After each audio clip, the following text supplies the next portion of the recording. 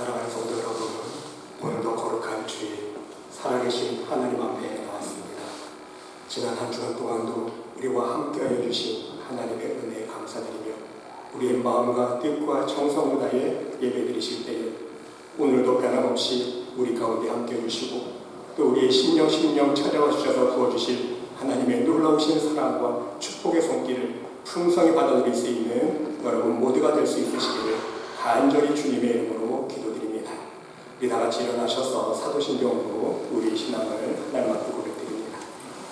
전능하사 전지를 만드신 하나님 아버지를 내가 믿사오며 그 외아들 우리 주 예수 그리스도를 믿사오니 이는 성령으로 잉태하사 동정녀 마리에게서 나시고 본디오 빌라도에게 고난을 받으사 십자가에 못 박혀 죽으시고 장사한 지 사흘 만에 죽은 자 가운데서 다시 살아나시며 하늘에 오르사 전능하신 하나님 우편에 앉아 계시다가 저려서 산자와 죽은 자를 심판하러 오시리라. 성령을 믿사오며 거룩한 공예와 성도가 서로 교통하는 것과 죄를 사하여 주시는 것과 몸이 다시 사는 것과 영원히 사는 것을 믿사옵나이다. 아멘.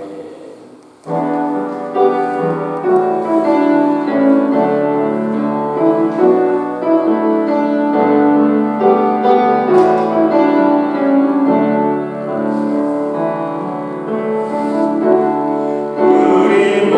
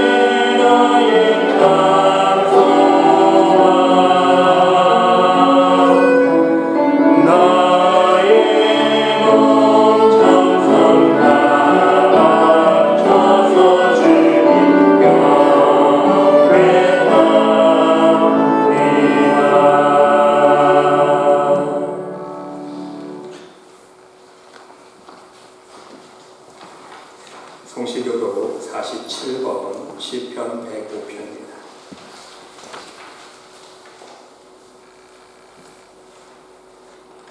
여호와께 감사하고 그의 이름을 불러 아뢰며 그가 하는 일을 만민 중에 알게 할지어다. 그에게 노래하며 그를 찬양하며 그의 모든 기이한 일들을 일할지어다. 그의 거룩한 이름을 자랑하라. 여호와를 구하는 자들은 마음이 즐거울지로다. 능력을 구할지어다. 그의 얼굴을 항상 구할지어다. 그의 종 아브라함의 후손 곧 택하신 야곱의 자손 너희는 그가 행하신 기적과 그의 이적과 그의 입의 판단을 기억할지어다. 그는 여호와 우리 하나님이시라. 그의 판단이 온 영에 있도다. 그는 그의 언약 곧 천대에 걸쳐 명령하신 말씀을 영원히 기억하셨으니 이것은 아브라함과 맺은 언약이고 이삭에게 하신 맹세이며 야곱에게 세우신 율례 곧 이스라엘에게 하신 영원한 언약이라. 이르시기를 내가 가나안 땅을 네게 주어 너희에게 할당된 소유가 되게 하리라 하셨도다. 아멘. 자리에 앉으셔서 찬송가 284장 찬양드리겠습니다.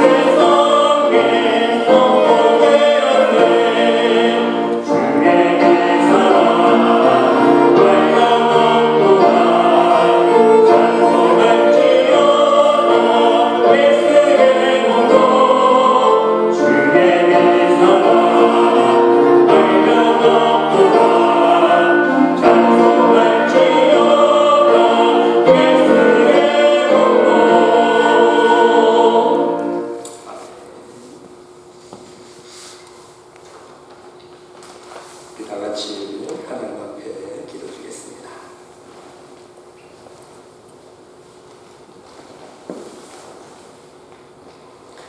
사랑과 은혜가 풍성하신 하나님 아버지, 감사와 찬양과 영광을 올려드립니다.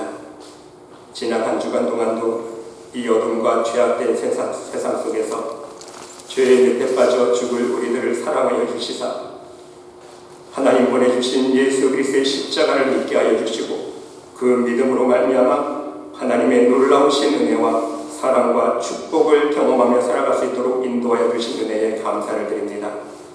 날마다 매 순간마다 우리와 함께하여 주시고 우리에게 필요한 모든 일용할 양식과 건강을 허락하여 주시며 오직 하늘을 바라보는 소망과 주님을 믿는 믿음을 허락하여 주셔서 오늘 하루하루를 살아가는 모든 순간들이 모두 하나님의 은혜임을 깨닫게 하여 주시니 또한 감사드립니다. 하나님, 지금 온 세계가 코로나 바이러스로 인하여 큰 고통과 아픔을 겪고 있습니다. 물질적으로 정신적으로 아픔을 겪고 있는 사람들과 또한 바이러스에 걸려 육체적인 고통을 겪고 있는 모든 사람들을 불쌍히 여겨주셔서 하루속히 바이러스가 종식될 수 있도록 은혜 베풀어 주시옵소서. 사랑과 공의의 하나님, 우리가 살고 있는 이 미국 땅을 또한 불쌍히 여겨주시옵소서. 하나님을 믿는 믿음과 말씀의 반석 위에 세워진 이 땅을 다시 복음의 빛으로 회복시켜 주시옵소서. 혼란스러운 정치적 상황과 종교와 사상의 전쟁 속에서 오직 하나님의 공의가 승리할 수 있는 축복의 땅이 될 수 있도록 인도하여 주시옵소서. 오직 하나님의 권능의 역사하심으로 말미암아 이 땅 위에 정의가 물같이 공의가 마르지 않는 강같이 흘러넘치게 하여 주시옵소서. 이러한 혼란한 세대를, 악이 범람하고 있는 세대를 하루하루 살아가면서 우리 모두가 믿음의 백성으로서 오직 하나님 말씀만을 의지하며 그 말씀에만 순종하는 삶을 살아갈 수 있는 굳건한 믿음을 허락하여 주시옵소서. 죄의 유혹을 따라 악인들의 꾀를 따르지 않게 하여 주시고 죄인들의 길에 서지 아니하며 오만한 자들의 자리에 앉지 않는 오직 생명과 축복에 빛된 자리와 길에만 설 수 있는 믿음의 백성들이 될 수 있도록 인도하여 주시옵소서. 아무리 힘들고 어려운 상황 속에서도 오직 하나님의 전능하신 능력의 손길만을 의지하며 하나님의 지키시고 늘 보호하여 주시는 은혜를 체험할 수 있는 우리 모두가 될 수 있도록 축복하여 주시옵소서. 이 시간 간절히 기도드리오니 하나님 뜻 가운데 세워주신 말씀의 교회를 축복하여 주시고 말씀의 교회를 통해서 부디 영적으로 방황하며 신앙의 갈등을 겪고 있는 많은 영혼들이 진정 살아계신 하나님을 만나며 저 천국 하늘의 소망을 품을 수 있는 믿음의 자녀들이 될 수 있도록 역사하여 주시옵소서. 이 제단에 나와 함께 예배드리며 함께 기도드리는 모든 심령들이 하나님의 놀라우신 사랑과 은혜를 체험케 하여 주시고 육체가 연약한 자가 치유되는 은혜를 맛보며 상처받은 심령이 하늘의 평강으로 넘치게 하여 주시며 모든 우리의 인생의 질고를 주님 앞에 내려놓고 기도하는 기도자들마다 하나님의 놀라우신 권능의 역사를 들어 응답하여 주시는 역사를 체험할 수 있는 축복이 넘치는 교회가 될 수 있도록 인도하여 주시옵소서. 오늘도 우리의 마음과 뜻과 정성을 다해 예배드리는 영혼을 축복하여 주시고 여러 가지 사정으로 말미암아 함께 예배드리지 못하는 말씀의 모든 영혼들에게도 동일하신 하나님의 은혜와 축복이 함께할 수 있도록 은혜 베풀어 주시옵소서. 이 예배가 사람의 기쁨이 아닌 하나님의 기쁨이 되며 하나님의 영광만을 위한 성령 충만한 예배가 될 수 있도록 인도하여 주시옵소서. 오직 이 예배를 통해 우리의 심령이 다시 한번 주님의 보혈의 능력으로 말미암아 정결하고 깨끗하게 거듭날 수 있는 은혜의 시간 될 수 있도록 축복하여 주시옵소서. 하나님 홀로 영광 받아 주실 줄 믿사오며 이 모든 말씀 우리를 구원하여 주신 예수 그리스도의 이름으로 간절히 기도드리옵나이다. 아멘.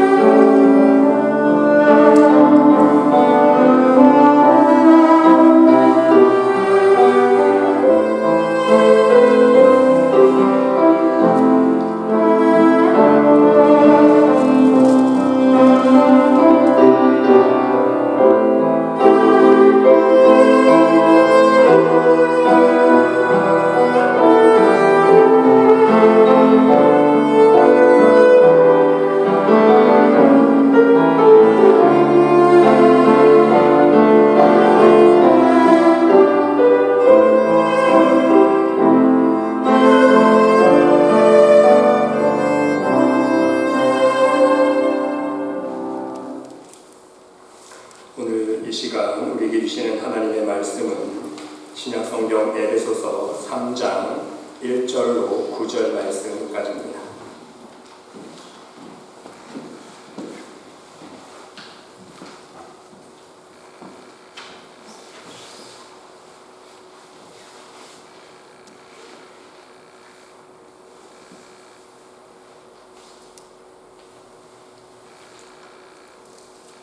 우리 다 같이 한 목소리로 함께 공급합니다. 이러므로 그리스도 예수의 일로 너희 이방인을 위하여 갇힌 자 된 나 바울이 말하거니와 너희를 위하여 내게 주신 하나님의 그 은혜의 경륜을 너희가 들었을 터이라. 곧 계시로 내게 비밀을 알게 하신 것은 내가 먼저 간단히 기록함과 같으니 그것을 읽으면 내가 그리스도의 비밀을 깨달은 것을 너희가 알 수 있으리라. 이제 그의 거룩한 사도들과 선지자들에게 성령으로 나타내신 것 같이 다른 세대에서는 사람의 아들들에게 알리지 아니하셨으니 이는 이방인들이 복음으로 말미암아 그리스도 예수 안에서 함께 상속자가 되고 함께 집체가 되고 함께 약속에 참여하는 자가 됨이라. 이 복음을 위하여 그의 능력이 역사하신 대로 내게 주신 하나님의 은혜의 선물을 따라 내가 일꾼이 되었노라. 모든 성도 중에 지극히 작은 자보다 더 작은 나에게 이 은혜를 주신 것은 측량할 수 없는 그리스도의 풍성함을 이방인에게 전하게 하시고 영원부터 만물을 창조하신 하나님 속에 감추어졌던 비밀의 경륜이 어떠한 것을 드러내게 하려 하심이라. 아멘.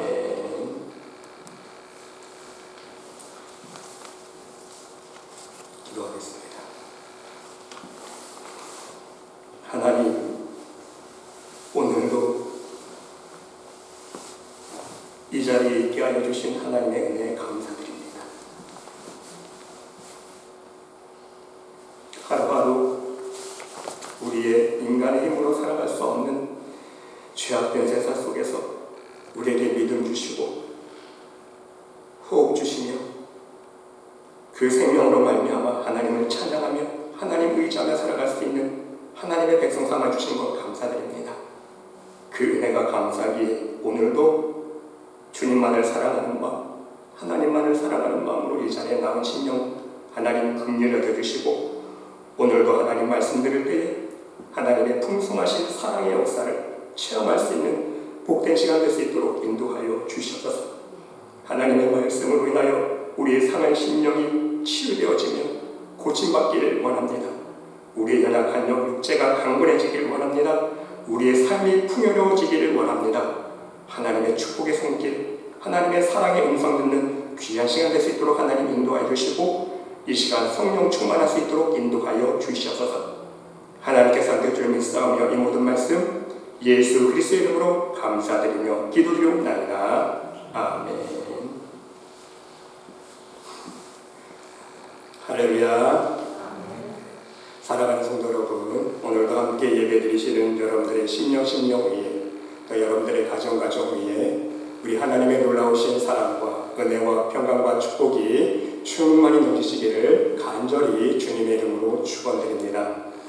여러분, 사람들은 자기가 가지고 있는 소중한 가치를 모를 때가 많이 있습니다.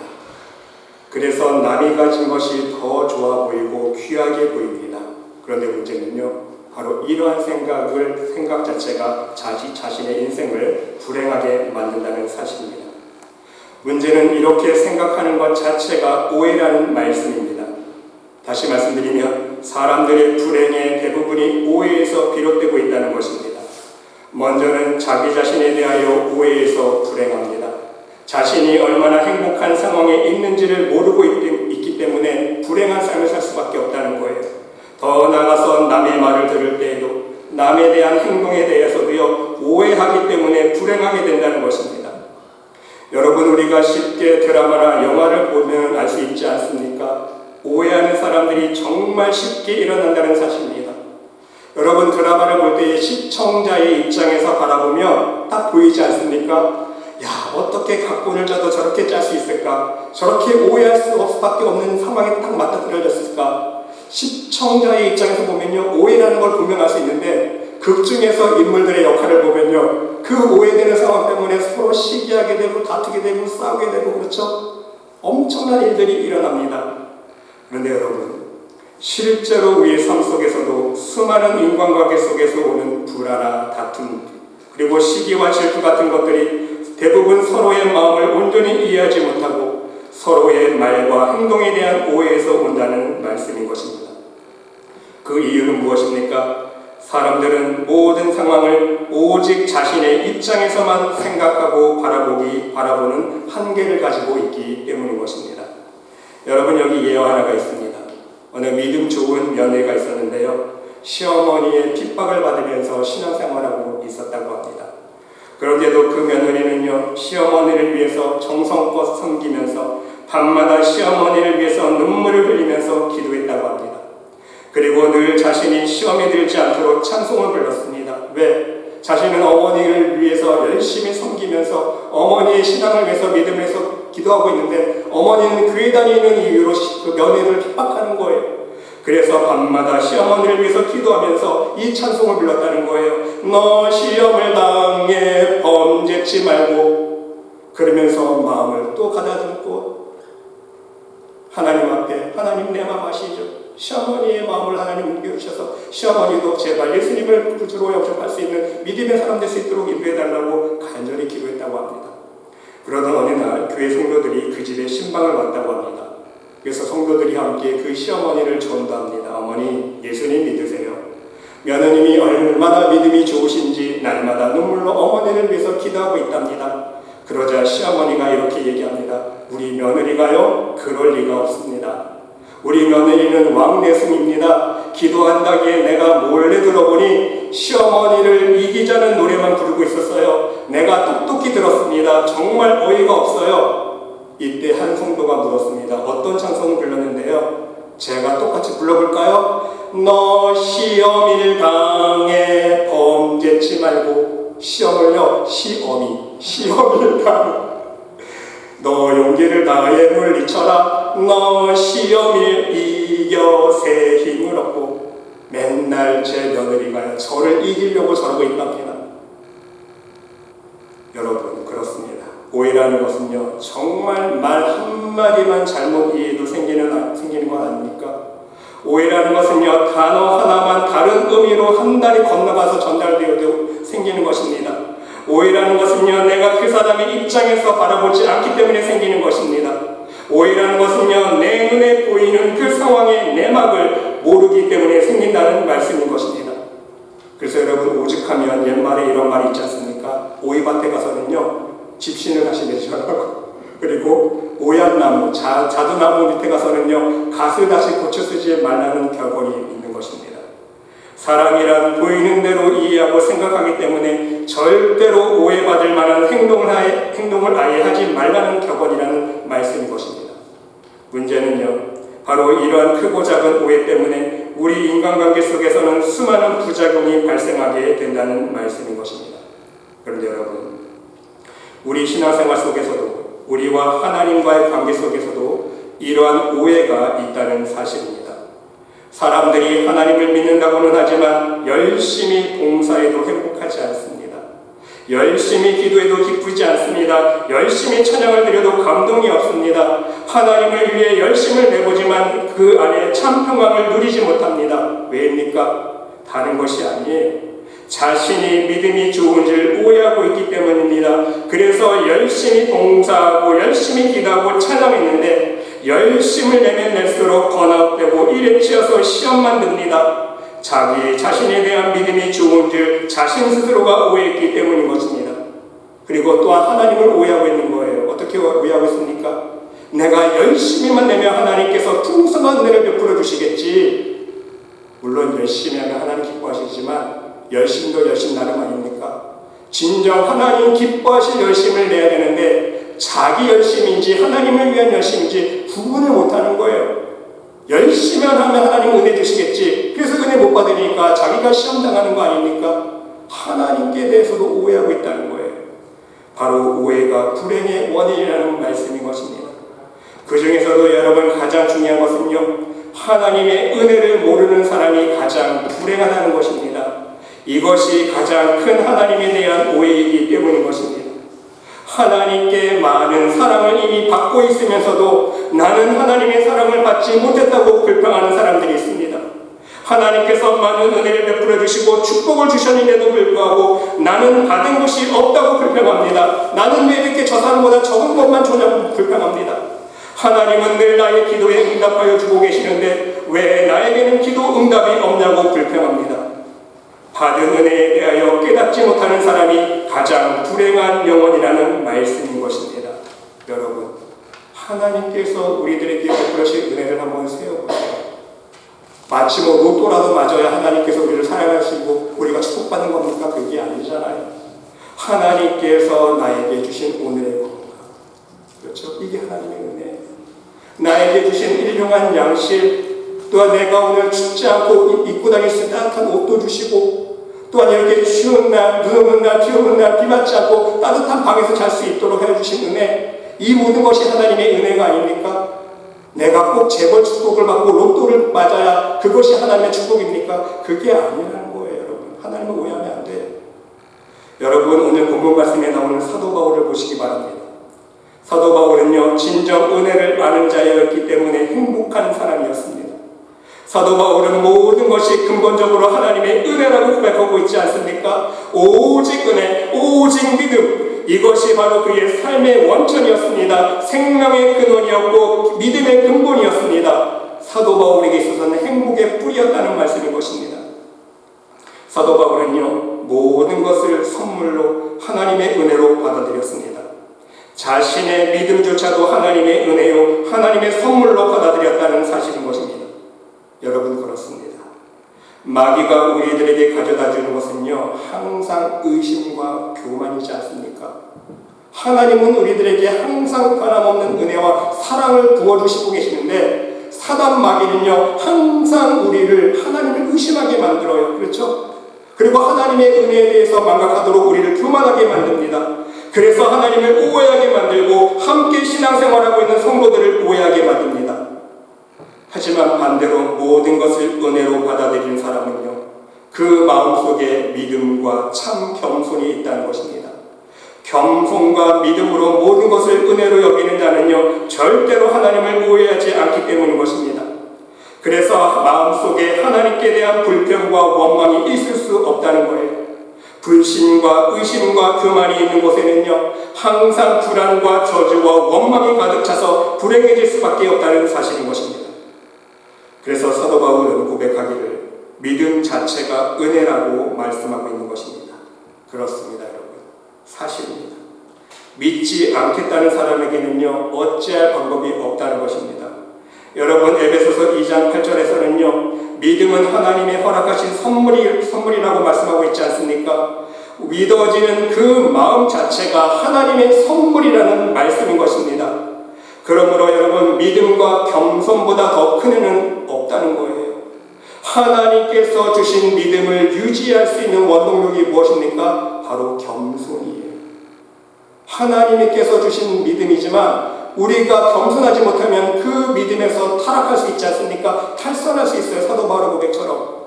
그렇기 때문에 믿음과 겸손을 가진 자는 모든 것이 하나님의 은혜요, 모든 것을 감사한 마음으로 받아들인다는 말씀인 것입니다. 여러분, 오늘 본문 말씀에서 사도 바울은 세 가지 은혜의 선물을 말씀하고 있습니다. 물론 이것은 자기 공로나 노력이나 결단이나 의지가 아니라 전적으로 하나님 주신 은혜의 선물이라고 감사하고 있다는 사실인 것입니다. 첫째로 하나님 주신 선물은요, 무엇입니까? 알게 하셨다는 거예요. 무엇을 알게 하셨습니까? 하나님의 은혜를 알게 하셨다는 것입니다. 여러분, 1절로 3절 말씀을 다시 한번 보시기 바랍니다. 이러므로 그리스도 예수의 일로 너희 이방인을 위하여 갇힌 자는 나 바울이 말하거니와 너희를 위하여 내게 주신 하나님의 은혜의 경륜을 너희가 들었을 터이라. 곧 계시로 비밀을 알게 하신 것은, 하나님에 대한 그 비밀, 그것을 알게 하신 것은 내가 먼저 간단히 기록함과 같으니 그것을 읽으면 내가 그리스도의 비밀을 깨달은 것을 너희가 알 수 있으리라. 그렇습니다. 사도 바울은 지금 복음의 비밀을 깨닫게 하여 주신, 하나님의 은혜의 비밀을 깨닫게 하여 주신 그 계시의 영에 대하여 감사를 드리고 있습니다. 사실 여러분, 복음을 깨닫고 안다는 것보다 중요한 문제는 없습니다. 우리 신앙의 가장 중요한 것이 바로 복음을 깨닫는 것 아닙니까? 그래서 복음의 진리를 바로 알 수 있어야 하는 것입니다. 깨닫고 알아야 그 진리의 복음대로 실천하는 삶을 살 수 있기 때문인 것입니다. 깨닫고 알아야 사단의 유혹에 이끌려 넓은 길 사망과 죄의 길로 가지 아니하고 진정한 좁은 길, 생명과 축복의 길로 걸어갈 수 있기 때문인 것입니다. 그런데 여러분, 가장 불쌍한 영혼들이 있다는 것이 바로 우리의 현실인 것입니다. 아무리 알게 하려고 애를 써도 깨닫지 못하는 영혼들이 있습니다. 아무리 옆에서 중보하며 가르쳐 주어도 깨닫지 못하는 사람들이 있다는 것입니다. 끝까지 복음의 진리를 깨닫지 못하고 모르고 가는 사람들이 많다는 것입니다. 그렇다면 여러분, 이제 다시 생각해 보시기 바랍니다. 나에게 알게 해주신 이 은혜 얼마나 감사한 일입니까? 여러분 생각해 보세요. 내가 복음을 들을 때에 나에게 들을 귀를 주신 하나님 얼마나 감사합니까? 내가 말씀을 들을 때에, 내가 말씀을 읽을 때에 내 마음의 문을 열어주셔서 내가 들은 말씀을 이해하고 깨닫고 진정 복음의 진리를 알 수 있도록 은혜 베풀어 주신 것이 전적으로 하나님의 은혜라는 말씀인 것입니다. 사도 바울은요, 오늘 이것을 고백하고 있는 거예요. 말씀 그대로 진리는 감추어지는 자에게는요 영원히 감추어진 것 아닙니까? 멸망받고 심판받을 자에게는요 영원히 비밀로 감춰져 있어요. 그런데 이 귀한 것을 내게는 눈을 떠서 보게 하여 주시고 귀를 열어서 듣게 하여 주시고 마음의 문을 열어서 나를 깨닫게 하여 주신 그 하나님의 은혜가 어찌 감사하지 않을 수 있겠냐는 말씀인 것입니다.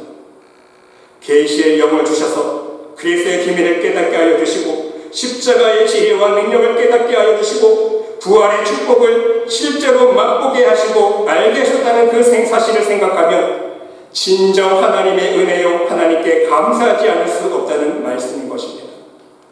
여러분, 이사야서 6장 9절로 10절 말씀 보시기 바랍니다.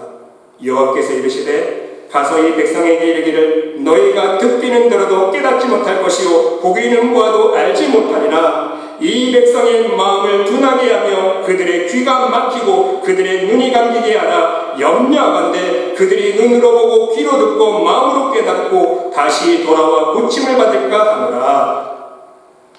누구에게 하시는 말씀입니까? 하나님의 심판 아래 놓인 백성들에게 하신 말씀이에요. 들어도 깨닫지 못하는 거예요. 직접 눈으로 봐도 알지 못하는 거예요. 하나님께서 다 가려보시고 회개할 수 있는 신경 주시지 않는 거예요. 인간의 마음대로 안 된다는 말씀인 것입니다. 그래서 마태복음 13장에서도요, 이제 제자들이 예수께 나와 이르되 어찌하여 그들에게 비유로 말씀하시나이까 물어보니까 예수님께서 대답하시잖아요. 천국의 비밀을 아는 것이 너희에게는 허락되었으나 그들에게는 아니 되었나니. 들을 귀 있는 자만 듣게 되어 있다는 거예요. 무릇 있는 자는 받아 넉넉하게 되되 없는 자는 그 있는 것도 빼앗기리라. 그러므로 내가 그들에게 비유로 말하는 것은 그들이 보아도 보지 못하며 들어도 듣지 못하며 깨닫지 못함이니라. 이 백성의 마음이 완악하여져서 그 귀는 듣기에 둔하고 눈은 감았으니 이는 눈으로 보고 귀로 듣고 마음으로 깨달아 돌이켜 내게 고침을 받을까 두려워함이라 하였느니라. 여러분, 누가복음 8장 10절 말씀에서도요, 이르시되 하나님의 나라의 비밀을 아는 것이 너희에게는 허락되었으나 다른 사람에게는 비유로 하나니 이는 그들로 보아도 보지 못하고 들어도 깨닫지 못하게 하려 함이라 말씀하고 있습니다. 그렇습니다. 여러분, 말씀을 읽을 때, 우리가 설교 말씀을 들을 때에도 이러한 현상은 실제로 너무나 쉽게 찾아볼 수 있는 것 아닙니까? 항상 말씀을 내가 아닌 남에게만 적용하는 사람들이 있습니다. 항상 나는 괜찮겠지, 나는 이 정도는 아니겠지, 항상 나는 책망의 말씀에서 예외시키는 사람들이 있어요. 그러나 매주 설교 말씀을 들을 때에 하나님의 말씀을 묵상할 때마다 그 말씀을 나에게 적용시키는 사람이 있어요. 그래서 내가 회개해야 될 부분을 내가 회개하면서 눈물로 기도하는 심령들이 있습니다. 그리고 그 은혜 받은 말씀에 기쁨과 감사함으로 받아가며 하나님 말씀에 순종하는 삶을 살려고 노력하면서 다른 사람들에게 그 복음의 기쁨을 전하며 살아가는 사람들이 있다는 것입니다. 하지만 반대로 늘 말씀은 듣기는 듣지만 그 안에서 깨달음도 없고 회개도 없고 감동이 없는 사람들이 있습니다. 10년을 믿어도 20년을 믿어도 항상 믿음이 제자리인 사람들이 있다는 것입니다. 마음속에는 늘 말씀에 대한 불신과 의심으로 가득 차 있는 사람들이 있다는 사실이에요. 또한 어떤 사람들은요, 오히려 자신에게 찔림으로 다가오는 말씀을 싫어합니다. 왜? 나는 의롭다고 생각하기 때문입니다. 나는 죄인이 아니라고 생각하고 있기 때문이에요. 아니면 자신의 죄가 드러나는 것을 싫어하기 때문인 것입니다. 여러분, 오죽하면 예수님께서도 제자들의 발을 씻겨주실 때에 이런 말씀을 하시지 않았습니까? 내가 너희들의 발을 씻기나 너희들이 다 깨끗한 것은 아니다 말씀합니다. 예수님의 제자들의 발을 씻겨주시면서 너희가 다 깨끗한 사람은 아니야. 무슨 뜻입니까? 가룟 유다는 예외시키고 있어요. 예수님께서도요. 예수님께서 친히 가르쳐주시고 예수님께서 친히 몸소 행동으로 겸손한 삶의 모습을 보여주셨어도 깨닫지 못하는 사람이 있고 알지 못하는 사람들이 있다는 것입니다. 여러분, 요한복음 6장 60절에서 66절을 보시기 바랍니다.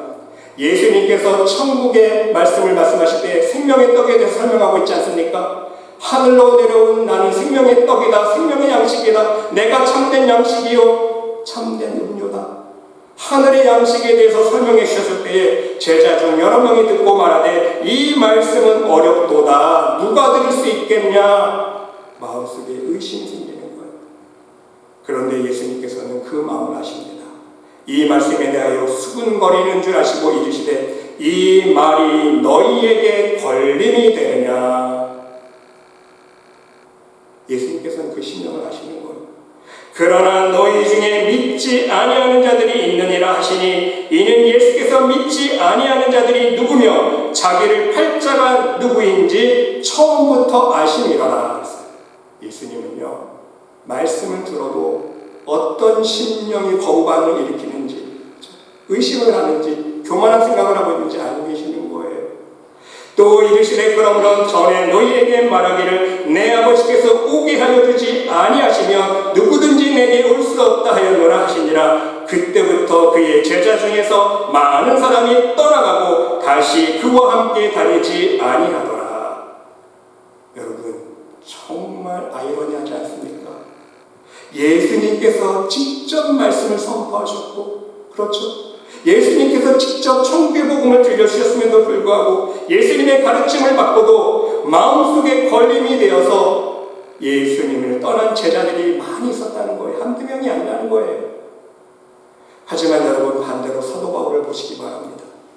바울 역시 예수님을 만나기 전까지는요, 몰라서 교회를 핍박했고 스데반을 죽이는 데 동참하지 않았습니까? 몰랐기 때문입니다. 착각했기 때문이에요. 더 정확히 말씀드리면 하나님을 오해했기 때문인 거 아닙니까? 하나님에 대해서 오해하고 있었어요. 그래서 자신의 행동이 이롭다 하는 거예요. 아, 내가 하나님 앞에 이렇게 열심히 내면 이게 가장 큰 바른 믿음의 생활이겠지. 하나님을 몰랐기 때문에, 오해했기 때문에. 그러나 다메섹 도상에서 하나님께서 그의 마음을 열어주시고 깨닫게 하여 주시고 예수님을 만나고 알게 하여 주셨다는 거예요. 예수님을 실제로 몸으로 느끼고 체험하면서 알게 되었다는 것입니다. 사도 바울은 바로 이 놀라운 은혜를 감사드리면서 이 모든 은혜가 귀한 선물이라고, 하나님의 은혜라고 고백하고 있는 거 아닙니까? 왜? 예수님 만나시셔도 거부하는 심령이 있기 때문에, 하지만 자신은 감사하게도 깨닫게 되었다는 거예요. 자기가 과거에 자기 잘난 줄 알고, 자기가 하나님을 가장 잘 섬기는 줄 알고, 가장 믿음이 좋은 사람인 줄 알고 착각했었는데, 예수님을 만나보고 나니까 깨달았다는 거예요. 야, 내가 옛날에 생각했던 게 다 착각이었구나, 오해였구나. 하나님은 그런 하나님이 아니셨는데 나 혼자 착각하고 있었고 오해하고 있었구나. 사랑하는 성도 여러분, 그렇습니다. 결국 깨달아지고 알아지고 믿어지는 것은요, 정말 확실한 하나님의 은혜요, 하나님의 선물이라는 말씀인 것입니다. 내가 잘나서 똑똑해서 믿은 것이 아니라는 말씀인 것입니다. 내가 내 의지로 똑똑해서 믿었다고 생각하는 것 자체가 하나님 앞에서는 큰 교만이요, 내 자랑이라는 말씀인 것입니다. 오직 하나님의 은혜이기 때문인 것입니다. 부디 여러분 모두도 하나님의 은혜와 복음의 진리를 깨닫게 하여 주시고, 여러분의 입술을 통해서 믿음의 고백을 하게 하신 하나님의 은혜에 감사할 수 있는 믿음의 자녀들이 모두 될 수 있으시기를 간절히 주님의 이름으로 기도드립니다. 두 번째로 사도 바울은요, 복음의 비밀을 깨닫게 하신 은혜에도 감사한데, 이제 더 나아가서 자신을 복음의 일꾼으로 사용해 주신 하나님의 은혜, 크신 은혜에 감사를 드리고 있습니다. 여러분 7절 말씀을 보시면 이 복음을 위하여 그의 능력이 역사하시는 대로 내게 주신 하나님의 은혜의 선물을 따라 내가 어떻게 되었다고요? 일꾼이 되었다. 일꾼이 되었는데요. 내게 주신 하나님의 은혜의 선물을 따라 내 자의지로 된 게 아니라는 거예요.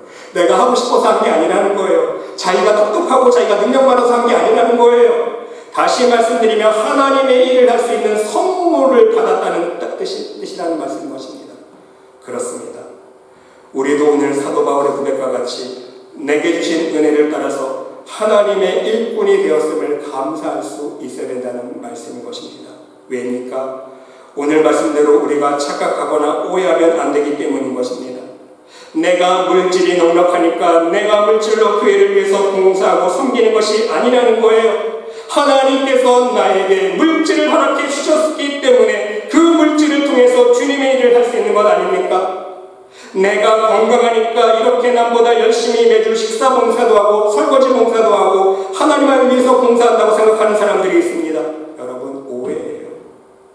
내가 하는 게 아니라 내가 건강하니까 하는 것이 아니라 하나님께서 나에게 건강을 주셨기 때문에 내가 할 수 있는 거 아닙니까? 솔직히 바꿔 생각하면 하나님께서 당장 오늘 건강 걷어가서 보세요. 못해요. 하고 싶어도 못합니다. 내가 악기를 연주를 잘하니까 찬양 연주팀에서 봉사하고 내가 노래를 잘하니까 찬양팀 싱어로 봉사한다고 생각하는 사람들이 있습니다. 그렇습니다. 이건 역시 오해입니다. 하나님께서 나에게 악기를 잘 다룰 수 있는 재능을 주셨기 때문에 내가 할 수 있는 것 아닙니까? 하나님께서 나에게 찬양을 할 수 있는 좋은 은사를 주셨기 때문에, 그렇죠? 노래를 잘할 수 있는 재능을 주셨기 때문에 내가 할 수 있는 거라는 말씀인 거예요. 물질, 건강, 시간, 재능, 심지어 하나님의 일을 하겠다는 나의 의지조차도, 그 마음조차도 어느 것 하나 내가 하는 것이 아니라는 말씀인 것입니다. 내가 할 수 있는 것이 없다는 것입니다. 하나님 주신 거예요, 여러분. 그래서 사도 바울은요, 이 복음을 위하여 그의 능력이 역사하시는 대로 내게 주신 하나님의 은혜의 선물을 따라 내가 일꾼이 되었다고 고백하고 있는 것입니다. 천국 복음을 위해서 하나님께서 나에게 주신 은혜가 있고 나에게 주신 선물이 있고 나에게 주신 은사들이 있기 때문에 내가 하나님을 위한 모든 일을 할 수 있다는 고백이라는 말씀인 것입니다. 그러기에 이 일을 한 후에 내 자랑이 있을 수 없는 거예요. 내 공로를 세우는 교만이 있을 수 없다는 말씀인 것입니다. 사도 바울은 오늘 이것을 고백하고 있다는 말씀인 것입니다. 여러분, 예수님께서도 말씀해 주셨잖아요. 여러분, 무익한 종의 비유 말씀 보세요. 하루 종일 밭에서 일하고 왔는데 주인에게 칭찬 들었습니까? 그래, 너 수고했으니 너부터 가서 밥 먹어라. 아니잖아요. 내가 먹을 것부터 준비하고 내가 먹을 동안 시중 들어라. 그리고 너 그 다음에 너 밥 먹어. 그런데도 예수님은 어떻게 말씀하셨습니까? 명한 대로 했다고 종에게 감사하겠느냐. 그게 아니라 종의 신분은요, 하나님의 자녀는요, 하나님 앞에 고백하는 말은 한마디밖에 없어요. 하나님, 나는 무익한 종입니다. 왜? 이미 받은 은혜가 넘치고 이미 받은 사랑이 넘치고 갚을 수 없는 하나님의 축복을 받았기 때문에, 그렇죠? 지옥불에 떨어질 영혼이 하늘 청하에 천국에 들어갈 수 있는 그 영생의 축복을 우리가 받으려는 거 아닙니까? 엄청난 축복을 받았기 때문에요, 우리는 할 말 없는 거예요. 내가 해야 할 일을 한 것뿐입니다. 하나님, 이 고백밖에 없다는 거예요. 내 자랑이 있을 수 없고 내 의가 드러날 수 없다는 말씀인 거예요. 부디 여러분 모두도 이러한 고백을 통해 진정 하나님께 칭찬받고 사랑받을 수 있는 하나님의 일꾼들이 될 수 있으시기를 간절히 주님의 이름으로 기도드립니다. 마지막 세 번째로 사도 바울은요, 자신이 받게 되는 핍박과 고난조차도 하나님의 은혜로, 하나님의 선물로 생각했다는 사실인 것입니다. 왜? 고난을 기뻐하는 것이 바로 사도 바울의 신앙 고백이었기 때문인 것입니다. 여러분, 골로새서 1장 24절 말씀에 보면요, 내가 이제 너희를 위하여 받는 괴로움을 기뻐하고 그랬어요. 괴로움을 기뻐한다고 말씀하고 있습니다. 그리스도의 남은 고난을 그의 몸된 교회를 위하여 내 육체에 채우노라. 바로 복음을 위한 고난을 기뻐하고 있습니다. 여러분, 사도 바울은 무엇 때문에 고난과 핍박과 모든 괴로움을 기뻐하고 있습니까? 생각해보면요, 그는 너무나도 큰 은혜를, 많은 은혜를 받았기 때문에 만에 하나라도 이에 보답하는 길이, 내가 하나님의 은혜를 갚을 수 있는 길이 그리스도를 위한 희생이라고 생각했는지 모릅니다. 그래서 오늘 본문 8절로 9절 보시기 바랍니다. 모든 성도 중에 지극히 작은 자보다 더 작은 자에게 이 은혜를 주신 것은 측량할 수 없는 그리스도의 풍성함을 이방인에게 전하게 하시고 영원부터 만물을 창조하신 하나님 속에 감춰졌던 비밀의 경륜이 어떠한 것을 드러내려 하려 하심이라. 하나님께서 사도 바울에게 부어주신 은혜는요, 측량할 수 없는 은혜라는 거예요. 보통 사람이 받을 수 없는 은혜를 하나님께서 사도 바울에게 부어주셨다는 거예요. 그것도 지극히 작은 자보다 더 작은 자에게, 죄인 중에 괴수인 자에게. 그렇죠? 하나님을 핍박하고 예수님 믿는 사람들을 잡아 죽이려고 다녔던 자기 자신에게 이 놀라운 은혜를 주신 하나님을 생각하면서 사도 바울은요, 감사하고 있습니다. 그렇습니다. 사도 바울은 스스로 생각하고 있습니다. 내가 하나님께 받은 은혜는요, 보통 은혜가 아니라는 것입니다. 측량할 수 없는 은혜와 사랑과 축복을 경험하게 되었고, 예수 그리스도의 이름을 이방인들에게 증거할 때에 하나님의 전능하심과 하나님의 능력과 복음의 비밀의 풍성함을 드러내기 위해서 하나님께서 이루 말할 수 없는 성령의 역사들과 표적과 기적을 드러내 보여주셨다는 말씀인 것입니다. 그리고 이렇게 나를 통해서 역사해 주시기 위해서 더 단단하고 견고한 쓰러지지 않는 믿음을 허락해 주시기 위해서 혹독한 핍박과 고난과 고통을 겪게 하신 하나님의 은혜가 감사하다는 말씀이에요. 여러분 생각해 보세요. 당금질된 철이 더욱더 단단해지듯이요, 우리 믿음도 마찬가지 아닙니까? 당금질된 믿음은요, 더욱더 견고해진다는 거예요. 그래서 하나님은요, 사도 바울에게 놀라운 은혜를 부어주시고 변치 않도록 사단의 시험에 쓰러지지 않는 견고한 믿음을 허락해 주시기 위해서 더욱더 큰 고통과 핍박으로 연단시켜 주셨다는 거예요.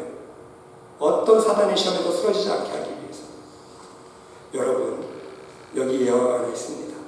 바이올린 전공하신 분들은 잘 알고 있는 사실이지만, 바이올린 가격 여러분 아십니까? 전공자들이 사용하고 있는 가격은요, 수천만 원에서요, 수억 대까지 가는 바이올린이 있다고 합니다. 저희 지훈이 바이올린 사줘서 알지만 아마존에 가면요, 100불짜리도 있어요. 68불짜리도 있고요, 몇십 불짜리 하는 바이올린도 있는데, 보통 일반인의 비전공자의 눈에 보기에는요, 똑같은 바이올린 아닙니까? 다 나무 조각으로 만든 거 똑같이 생겼는데, 똑같이 연주할 수 있는데, 전공자들의 눈에는 그렇지 않다는 거예요. 다르다는 것입니다. 무엇이 다릅니까? 소리가 달라요. 왜입니까? 그 바이올린을 만든 재료가 틀리다는 거예요. 나무가 틀리다는 거예요. 명품 바이올린이요, 여러분 어떻게 만드는지 아십니까? 나무를 잘라서 수년간 아니면 수십 년간 그냥 비를 맞고 햇볕에 말리고 또 바람에 말리기를, 그렇게 거듭거듭해서 나무를 단단하게 만든다는 거예요. 바이올린 하나 만드는데 수년 아니면 수십 년이 걸린 것이 있다는 것입니다. 그 오랜 시간 동안 비바람과 햇빛을 견뎌가면서 견고하게 당근질된 나무로 만들었기 때문에 소리가 다르다는 거예요. 그래서 비싼 거예요, 여러분. 바이올린 하나에 집 한 채예요. 이렇게 얘기하는 얘기 들었습니다, 저도. 바이올린 전공자, 이거 하나에 집 한 채 값이에요. 예. 여러분, 그렇습니다. 우리의 인격도 그렇습니다. 우리의 믿음도 마찬가지입니다. 온갖 험난한 고난과 희생을 통과해야만 소리가 좋다는 것입니다. 더욱 겸손해진 인격과 더욱 단단해진 믿음이 있을 때에 더욱더 풍성한 좋은 열매를 맺을 수 있고 더욱더 큰 성령의 역사를 드러낼 수 있다는 말씀인 것입니다. 쉽게 죄의 유혹에 쓰러지지 않고요, 쉽게 영적인 교만에 빠지지 않게 된다는 말씀인 것입니다. 이것을 하나님은 알고 계셨기 때문에 사도 바울은 자신에게 주어진 모든 고난과 핍박조차도 오직 하나님의 은혜임을 고백하고 있다는 사실인 것입니다. 사랑하는 성도 여러분, 오늘 주신 말씀을 마음속에 다시 한번 기억할 수 있으시기를 바랍니다.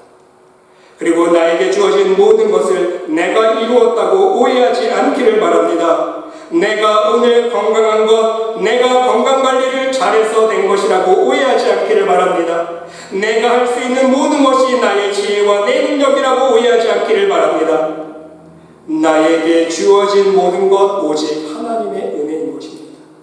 내가 할 수 있는 모든 것, 더 나아가서 내가 할 수 있는 모든 하나님의 일들, 하나님의 은혜라는 말씀인 것입니다. 그리고 그 일을 감당하면서 내가 감당해야 하는 모든 십자가의 고난도 있지 않습니까? 그건 역시 하나님의 은혜라는 말씀인 것입니다. 이러한 고백을 할 수 있을 때에 오직 하나님께만 진정한 감사와 찬양과 영광을 올려드릴 수 있기 때문인 것입니다.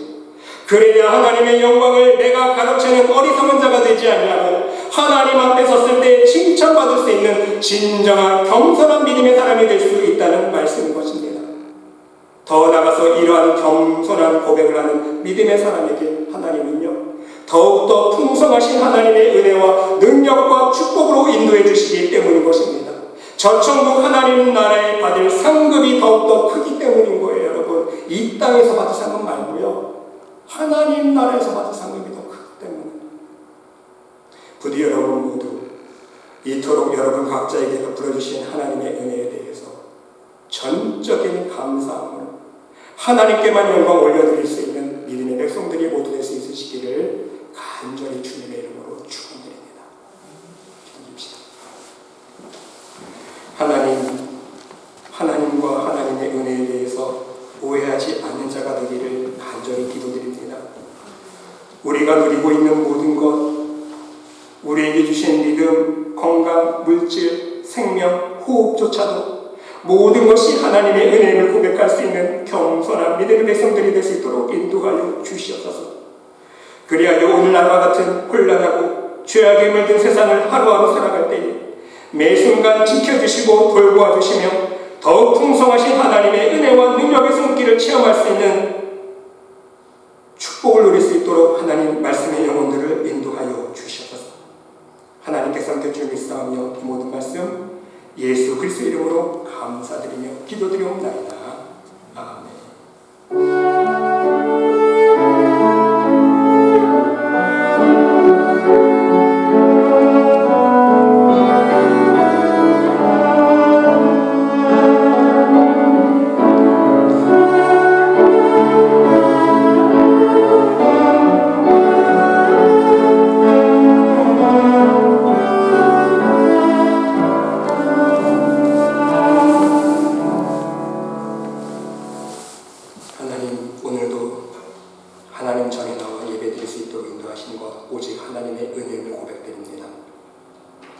우리에게 생명 주신 것, 건강 주신 것, 일용할 양식 주신 것, 따뜻하게 입고 다닐 수 있는 옷을 주신 것, 자동차를 주신 것, 따뜻한 집을 주신 것, 모든 생명품을 허락하여 주신 것, 오직 하나님의 은혜임을 고백드립니다.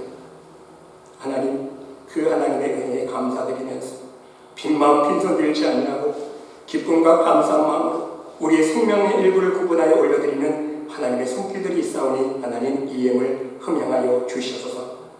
이 예물이 쓰이는 곳곳마다 하나님 나라가 증거되어지며 예수 그리스도 이름이 전파되어지는 귀한 복음의 삶에 쓰임받을 수 있는 복된 예물 될 수 있도록 인도하여 주시옵시며 이 예물을 드린 손길 그들의 신령과 가정과 그들의 직장과 사업체를 축복하여 주시되 하나님 이 혼탁하고 혼란한 이 세상을 살아갈 때에 우리 믿음의 백성들 날마다 하나님의 능력의 손길을 체험할 수 있도록 하나님의 살아계신 능력의 손길을 체험하며 하나님의 살아계심을 간증하며 하나님이 나와 함께 하신다는 간증을 하며 살아갈 수 있는 복된 축복의 삶 살 수 있도록 인도하여 주시옵소서. 우리 힘으로 할 수 있는 것 아무것도 없습니다. 모든 것이 하나님의 은혜의 오니 하나님 날마다 매 순간 은혜 베풀어 주시고 오늘 하루 살아 숨쉬는 이 순간도 모든 것이 하나님의 은혜를 고백하면서 오직 하나님의 나라와 하나님의 영광을 위해서 말씀과 기도 안에 거하며 하나님의 영광을 위해 살아갈 수 있는 우리 모두가 될 수 있도록 축복하여 주시옵소서. 하나님께서 함께 주를 믿사오며 이 모든 말씀 예수 그리스도의 이름으로 감사드리며 봉헌 기도드리옵나이다. 아멘.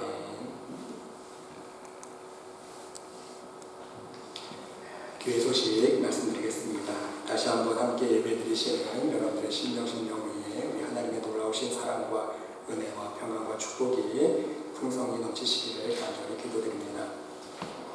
여러분 계속해서 교회와 또 우리 성도들과 코로나 사태를 위해서 함께 중보기도 해주시면 감사하겠습니다.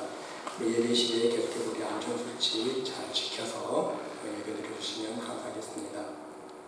겨울철에 더욱더 우리 여러분들 건강 유의해 주시고요. 또 멀리 떨어져 계신 우리 물지원 장로님 가정, 또 한국에 방문 중에 계신 우리 이인혜 권사님을 위해서 여러분 계속해서 기도해 주시면 감사하겠습니다. 또 여러분 기도 많이 해주셔서 우리 사랑하는 김정신 집사님 건강 다 회복해서 건강 곳으로 나왔습니다. 하나님께서 띄우시는 은혜 감사드리고 더욱더 우리 말씀의 교회가 한마음으로 또 더욱더 하나님의 놀라우신 은혜와 사랑과 축복을 경험할 수 있는 여러분 모두가 될 수 있으시기를 바랍니다.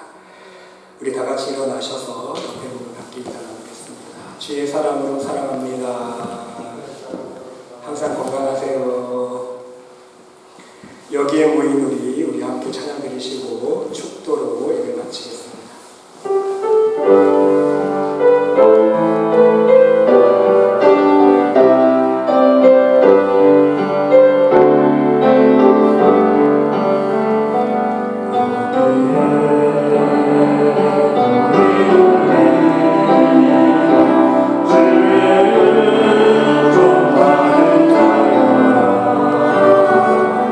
주께서 이 자리에